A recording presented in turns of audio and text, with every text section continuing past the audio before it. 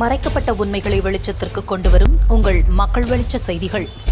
வணக்கம். புதுச்சேரி மாநிலம் திருபுவனை தொகுதிக்குட்பட்ட திருவாண்டார்கோவில் சுதானா நகர் பகுதியில் ரூபாய் 29.10 லட்சம் செலவில் புதிய தார் சாலை அமைக்கும் பணியை அங்காளன் எம்எல்ஏ தொடங்கி வைத்தார்.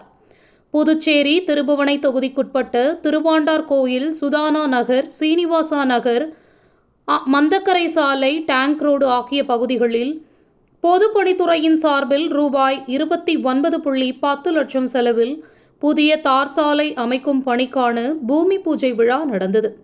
விழாவிற்கு தொகுதி எம்எல்ஏ அங்காளன் தலைமையேற்று பூமி பூஜை செய்து பணியை தொடங்கி வைத்தார்.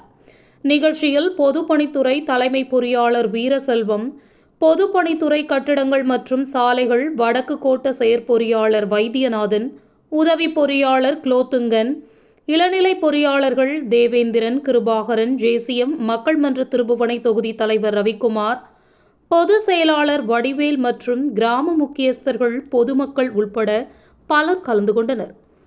செய்திகளுக்காக விழுப்புரம் மாவட்ட புகைப்பட கலைஞர் விஜய். நன்றி.